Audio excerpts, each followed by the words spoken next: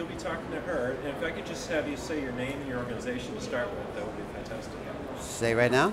Yes. Okay, I'm Kirby Vining with the representing the Friends of McMillan Park here at the National Association for Olmsted Park Symposium on the work and life of Frederick Olmsted Jr. Wonderful. So start by telling me a little bit about your organization.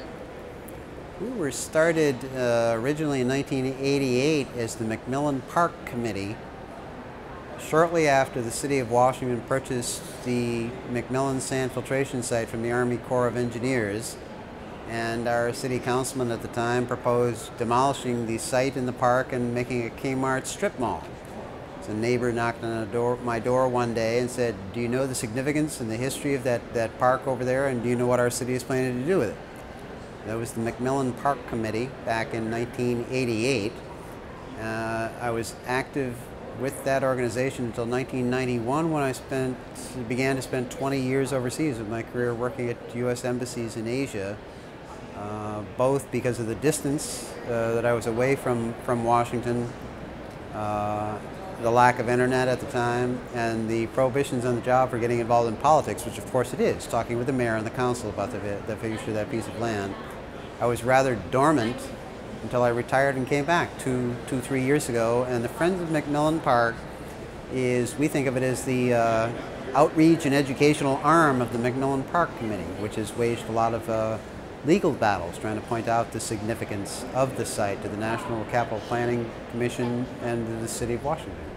As you continue to explore ways to extend the preservation and the urban park development, what are some of the lessons or teachings from Olmsted Jr.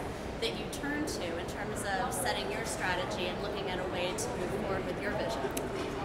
In this particular case, Olmsted's task was to put a park on top of a slow sand filtration system which rid our city of typhoid and cholera. And he did his job so effectively that most people then, as now, had no idea there was anything underneath that park.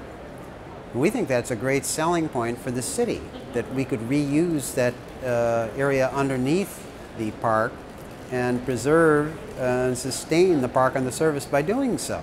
So he's got a 25-acre green roof that he invented back in about 1902 to 1907 in there. We can learn from that. So the theme for today's event is inspirations for the 21st century. You touched on it a little bit, talking about the lessons that you're currently reflect upon.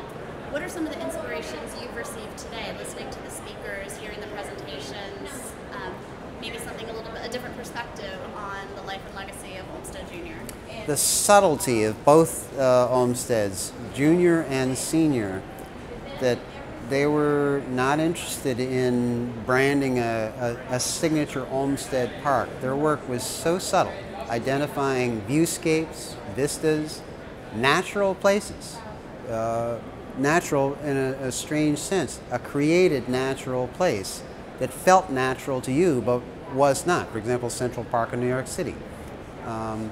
The subtlety of that, I thought it was unique to some of the few parks that I'm very familiar with that the Olmsteds did, but I'm hearing in the presentations here, this is general.